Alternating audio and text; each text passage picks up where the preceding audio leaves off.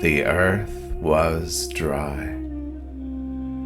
The day has finally arrived. The narrative reads, in the second month, on the 27th day of the month, the earth was dry. Then God spoke to Noah, saying, Go out of the ark, you and your wife, and your sons and your sons' wives with you.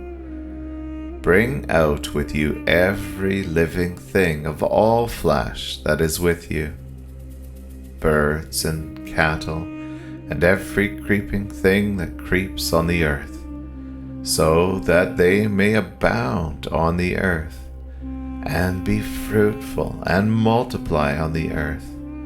So Noah went out, and his sons, and his wife, and his sons' wives with him. Every animal, every creeping thing, every bird, and whatever creeps on the earth, according to their families, went out of the ark. Let us focus our attention now on the day that the earth was dry. This day was alluded to back in verse 7 in regards to the raven. It flew here and there until the water was dried up from the earth.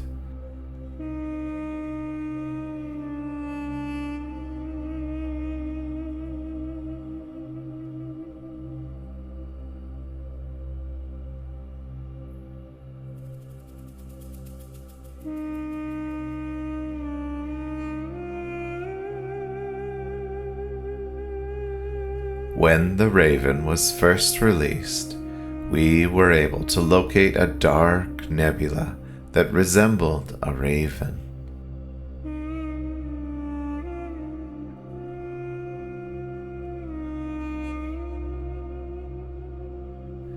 A raven which appears to have been used to track the passage of time. On the date near solstice, the Raven Nebula was high in the sky.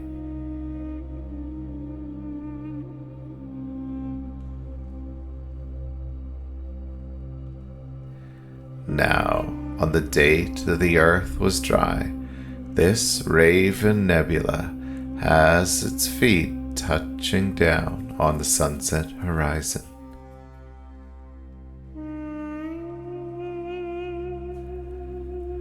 Let's take a moment to step back and widen our perspective of the time that has passed within this narrative. When we translate the lunar dates into our solar calendar, we discover something amazing.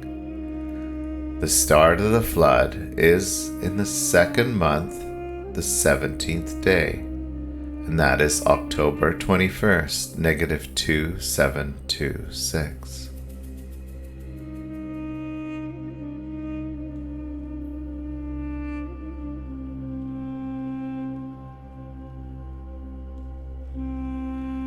This day that the earth is dry is recorded as the second month and 27th day.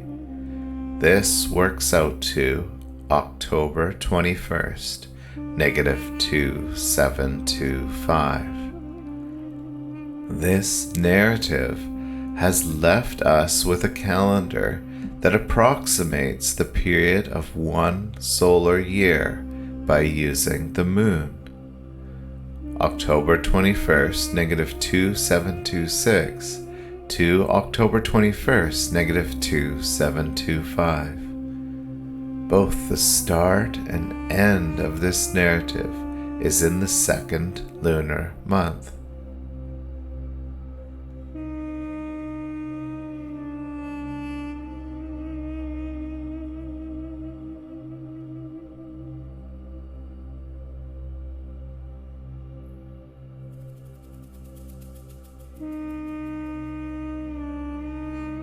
On this day, if we observe the position of the sun and moon, we find, first, the moon is in the constellation letter Kaf.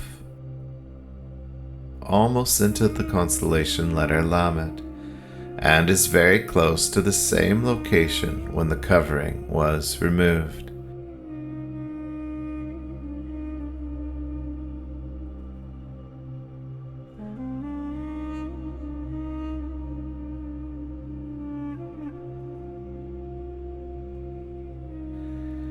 Venus is in the constellation letter Yod.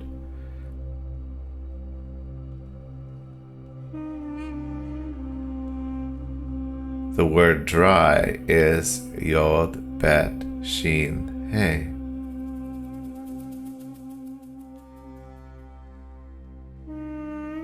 The Sun is back in the constellation letter Mem, meaning water.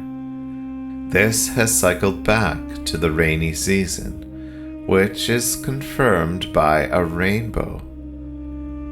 Genesis 9 reads, "I set my bow in the cloud."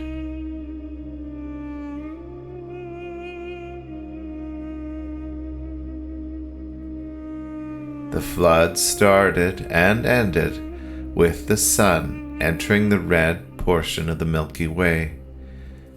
The animals both enter and leave the ark at the same time of the solar year, recorded using the moon's position from the second month, 17th day, to the second month and 27th day. This amazing ancient calendar system is not just a lunisolar calendar to which the Jewish people maintain today. It is much more. This ancient narrative is tracking a major planetary conjunction, an equinox, a solstice, the head of a year, multiple apparent retrograde motions of the planets, and a system to map locations of the Sun, Moon, and planets to apparent shapes seen in the Milky Way by using the sunset horizon as a transversal line. The letters or markings of this ancient Hebrew Alef to Tav alphabet has been kept hidden, even kept secret, for thousands of years.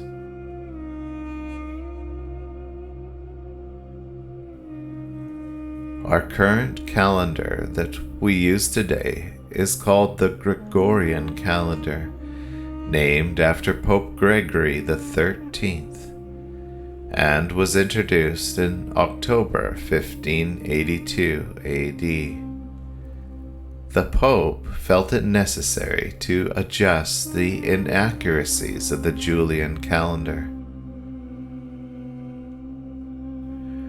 Prior to the Gregorian calendar, the Julian calendar went into circulation around 46 BC. The Julian calendar was enlisted by the Edict of Julius Caesar of Rome. These Roman calendars have leap years, where extra time is added to keep the calendar in sync with the solstice and equinox. To my surprise, this ancient Alef Tav star calendar system found in the Torah contains several methodologies for tracking the slow progression of the equinox. However, we first need some more practice in ancient methodologies of observing the sky. These lost methodologies contain more encrypted gems. We will revisit this after we first investigate the importance of the apparent retrograde motions in this narrative. planetary motions that have been kept hidden within this narrative for thousands of years.